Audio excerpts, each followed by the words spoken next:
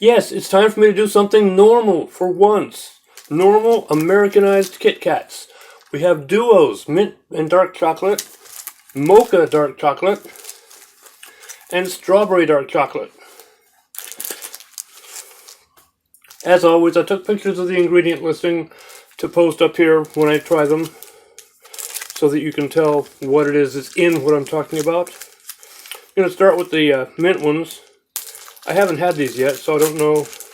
But they do have peppermint oil in them. Look at the ingredient listing over here. You can see that. Now these have dark chocolate on the back, not... Ooh!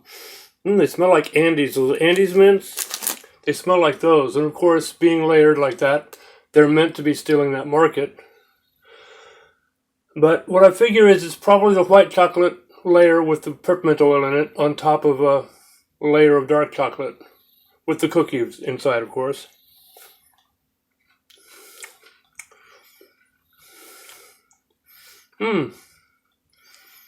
It's a fainter mint flavor than I'm used to. I'm used to minty chocolates being so much stronger. But then again, the peppermint oil is in the less than 2% section of the ingredients, so they didn't put as much. So it's noticeably minty, but it's not as strong a mint flavor as I expected. And of course, the cookie inside is crispy and all. But yeah, so this is the mint Kit Kats. Notice how the ingredient listing is so much longer than the Japanese Kit Kats that I always talk about.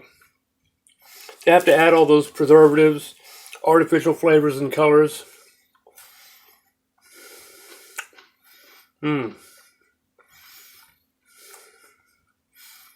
It's not bad though.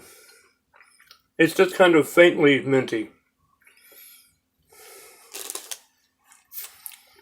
If I get something that's supposed to be mint flavored, I expect to actually taste a lot of mint. So, yeah. Sorry, kind of a fail. I'd much rather just have Andes mints. Okay, now for the mocha ones. My wife and I tried these before, and I hadn't done them in a video yet, so I already know what I'm getting into. The guy at the store where I got these from said they're a bit too strong for his taste. And I looked at him and I said, I'm sorry, that's what I like about them. So as before, it's white chocolate with coffee beans and probably liquid coffee mixed into it on the top, and of course dark chocolate on the bottom. So yeah, it's kind of a pale brown for being white chocolate, but still, it's got actual coffee grounds mixed into it.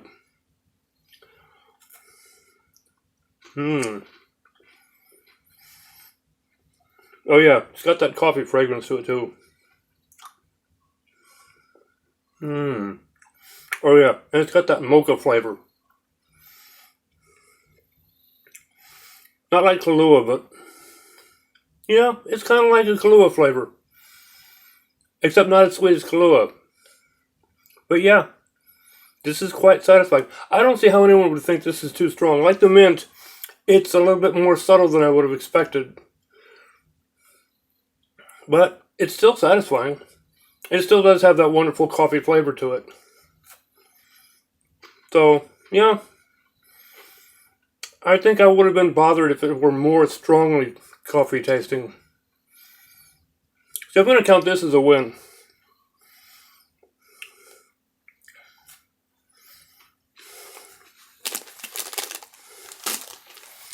And now for the real test. The one I have my most doubts about. Strawberry and dark chocolate. Now, a quick look at the ingredients. I don't think this actually has any strawberry in it at all. It is a delightfully rose-colored chocolate, white chocolate on top. And it does have a strawberry fragrance to it.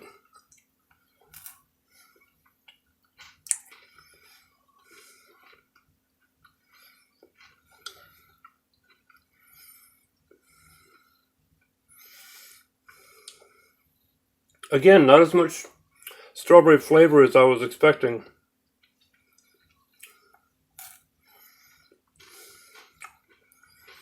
But yeah, again, you'd think they would have been bothered enough to at least put some strawberry in the cocoa. Even if it was just less than 2% of real strawberry, you'd think they could have put some real strawberry in it. The coffee ones actually have coffee grounds in it, in addition to coffee and the white chocolate. The mint ones had peppermint oil in it, real peppermint oil, not synthetic, like what the Starlight mints that you get in stores and stuff nowadays don't actually have any peppermint oil in them. Originally, Starlight mints were marketed for restaurants that would serve very heavy meals for people who would have indigestion. The peppermint oil in Starlight mints would settle their stomachs after they'd eaten a heavy meal. And that's why they became famous and widespread, because they were used for that purpose. But nowadays, Starlight mints don't even have peppermint oil in them. But at least the Kit Kats here, they do. The mocha ones actually have coffee in them. Not only coffee liquid, but like I said, real coffee grounds. Because you can feel the crunch of the coffee beans in the bites. But the strawberry ones don't even actually have strawberry in them, unless it's considered part of the natural and artificial flavors in the less than 2% section of the ingredients. But because they're so much more proud of their preservatives, and I love this bit,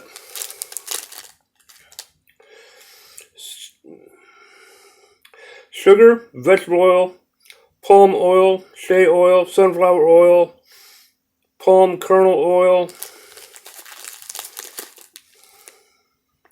and or safflower oil. They don't even know what they're putting in it. I know that it's legally, they have to say that sometimes they use this kind of oil and sometimes they use that kind of oil, and they can't go around changing the ingredient listing just because they don't know which kind of oil they're going to be able to get. So they just say that they're using all of them, and they are promising that it's not all of them in the same candy bar. It's just one of them in this candy bar. The other one's going to have one of the other ones.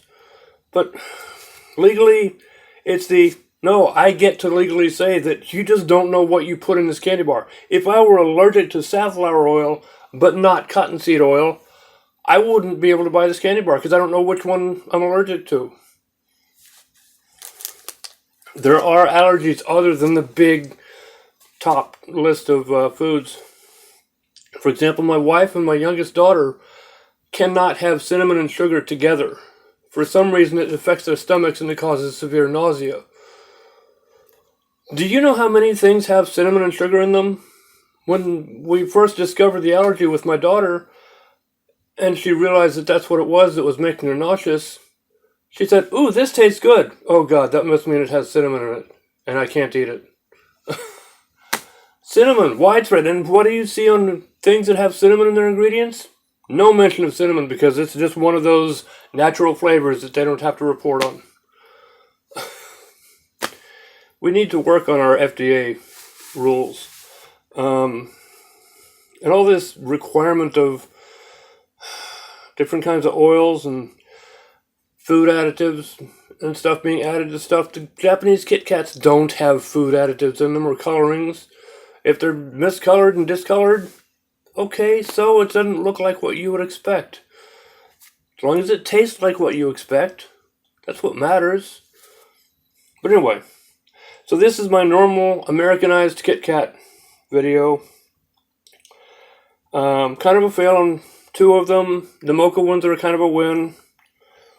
The mint Kit Kats, I can enjoy them. Just, I would like for them to have had more strongly mint flavor, but, you know, beggars can't be choosers.